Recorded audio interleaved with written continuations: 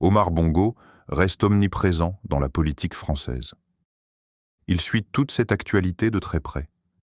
J'illustre cet intérêt et son influence par son intervention pour la nomination du successeur de Jean-Pierre Raffarin à Matignon, en mai 2005. C'est important. Il y eut une lutte acharnée. Dominique de Villepin était ministre de l'Intérieur, de la Sécurité intérieure et des Libertés locales.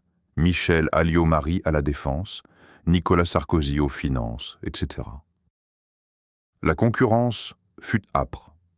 C'est à cette période que le président gabonais a reçu Nicolas Sarkozy au Meurice lors d'un séjour à Paris, en mars 2005. J'ai assisté à l'entretien. Omar Bongo lui a promis d'intervenir pour faire en sorte qu'il soit Premier ministre. En intervenant auprès de Jacques Chirac? Oui. Le problème est que Villepin lui a demandé la même chose, un soutien pour remporter le poste. Il se demandait comment il allait faire. Je lui ai conseillé de le recevoir. Il a été franc en lui confiant avoir appuyé Nicolas Sarkozy tout en s'engageant parallèlement à parler de lui à Chirac. Il a donc appuyé 2 fois, sachant qu'au final, la décision revenait évidemment au président de la République qui, comme chacun sait, a opté pour Villepin. Pour quelle raison Nicolas Sarkozy plaisait-il davantage à Omar Bongo? Il appréciait son style direct. Pardonnez ma franchise, un jour, Omar Bongo m'a confié un peu directement. Robert, la différence entre Nicolas et Dominique est que le premier a des couilles comme moi. Jamais je n'aurais été désigné par Léon Mbia si je n'en avais pas eu. Sur le papier, d'autres étaient des plus qualifiés, mais c'est moi qui ai décroché le poste. Comme avec Oufouette, l'ingérence d'Omar Bongo dans la politique franco-française reste considérable. Dès la confirmation de Villepin à Matignon, en mai 2005, il m'a demandé de le rejoindre au Meurice. Avant un rendez-vous avec Jacques Chirac, il voulait lui proposer une liste du futur gouvernement. J'ai pris une feuille de papier à ses effigies, El Hadj Omar Bongo, et il m'a demandé de noter « ministre un tel, non, ministre un tel, autre nom, et ainsi de suite ». Et voilà Bongo en train de dérouler tout le gouvernement de la France. J'écrivais sous sa dictée. Il a appelé son aide de camp pour qu'il avertisse sa secrétaire de préparer un courrier.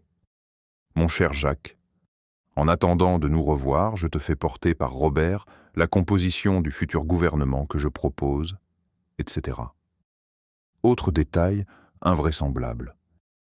Il a non seulement dressé une liste des favoris pour le gouvernement Villepin, mais, les jours suivants, il les a tous fait venir dans sa suite pour les rencontrer et les saluer.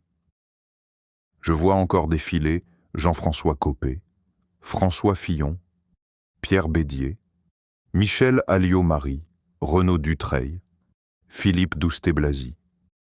Il les a reçus non pas individuellement, mais en groupe comme à l'école, pour leur faire comprendre qu'ils appartenaient à la génération montante et qu'il avait pour habitude, depuis De Gaulle et Pompidou, de faire la connaissance des nouvelles têtes. Il leur a demandé, tour à tour, de se présenter. Et à François Fillon, de décliner son identité et son CV, puis à Jean-François Copé d'embrayer. C'était juste surréaliste. Bongo commentait « Je pense que vous ferez partie du gouvernement ». Entre-temps, j'avais fait parvenir sa missive au secrétariat personnel de Jacques Chirac. Lorsqu'on voit la liste du gouvernement Villepin du 2 juin 2005, c'est à peu près la même liste que Bongo avait constituée.